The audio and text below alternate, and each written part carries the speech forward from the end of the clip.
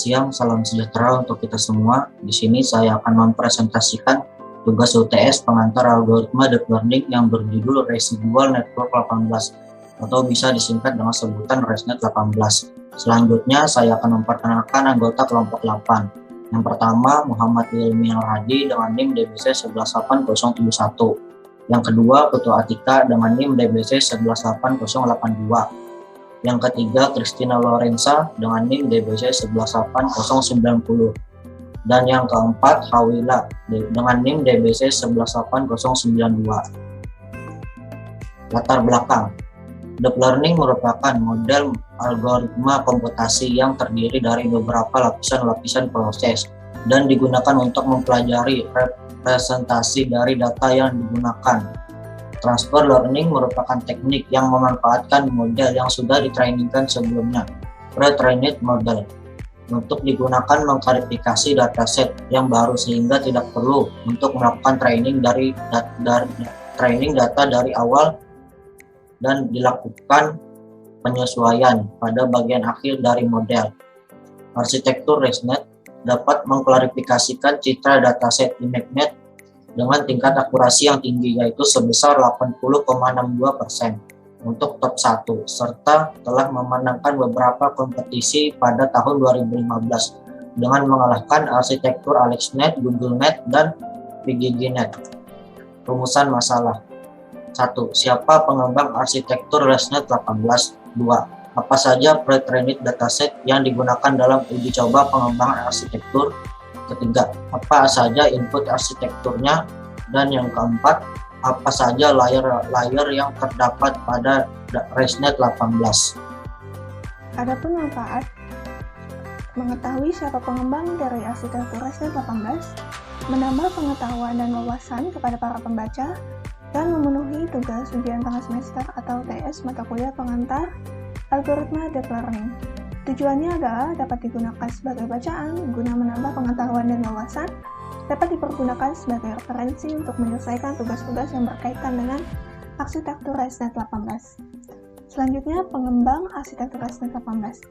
ResNet 18 atau Residual Neural Network 18 merupakan salah satu arsitektur yang ada pada deep learning yang dikembangkan oleh He Kai-Ming, Sun Jian, dan lainnya dari Microsoft Research Asia pada tahun 2015 dan memenangkan tempat pertama dalam tugas klasifikasi ILSVRT 2015. ResNet mempunyai mekanisme residual connection yang merupakan bentuk koneksi pada JST yang dibuat dengan menambahkan jalan pintas di antara dua titik. Koneksi shortcut yang ada pada residual network ditunjukkan untuk mengatasi masalah vanishing gradient. Vanishing gradient adalah keadaan ketika jaringan terlalu dalam, maka gradien dari fungsi loss menyusut mendekati nilai 0 setelah beberapa iterasi sebelum mencapai convergent. Arsitektur ResNet ini juga berfungsi agar metode optimasi dapat memperbarui bobot pada gradien pada layer yang lebih awal sehingga layer awal dapat diperbarui bobotnya secara lebih baik. Selanjutnya, pre-trained dataset yang dipergunakan dalam uji coba pengembangan arsitektur ResNet 18 pada transfer learning membutuhkan model yang sudah terlatih, entah itu dilatih oleh orang lain atau kita melatihnya terlebih dahulu. Model yang sudah dilatih ini disebut dengan pre-trained model. Pre-trained model biasanya sudah dilatih pada dataset yang besar dan merupakan dataset benchmark, sehingga kualitas pre-trained model harusnya sudah baik. Pre-trained model yang disediakan untuk beragam kebutuhan.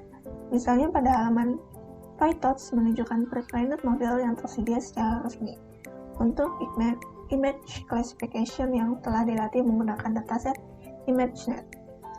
Pada halaman TensorFlow menunjukkan model-model yang bersedia untuk object detection. Kumpulan pre-trained model ini juga biasa disebut dengan model tube.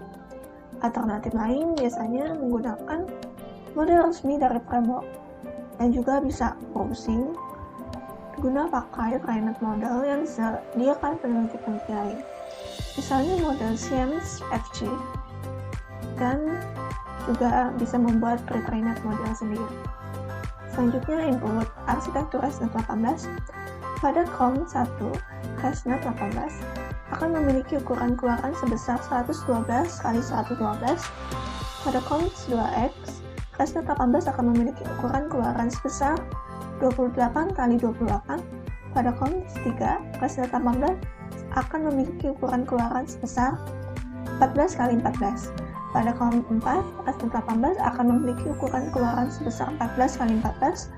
Pada kolom 5X, ResNet 18 akan memiliki ukuran sebesar 7 kali 7. Lalu pada layar fully connection, ResNet 18 akan memiliki ukuran keluaran sebesar 1 kali 1. ResNet 18 sendiri memiliki floating point operation FLOPS sebanyak 1,8 kali 109. Di sini saya Putu Atika akan membahas poin arsitektur ResNet 18 atau Residual Network 18. Langsung saja, di sini ResNet 18 memiliki 18 layer sesuai namanya yang terdiri atas 17 layer konvolasi dan 1 fully connected layer. ResNet 18 adalah jaringan syaraf konvolusional yang dilatih pada lebih dari 1 juta gambar dari database ImageNet. Ada 18 layer hadir dalam arsitekturnya, ini sangat berguna dan efisien dalam klasifikasi gambar dan dapat mengklasifikasikan gambar ke dalam 1000 kategori objek. Jaringan ini memiliki ukuran input gambar sebanyak 224 kali 224.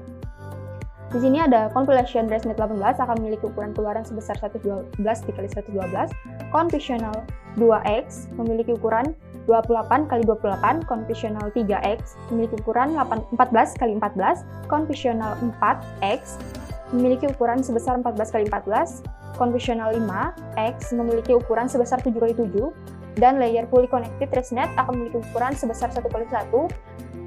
Kemudian ResNet 18 sendiri memiliki floating point operational FLOP sebanyak 1,8 kali 109.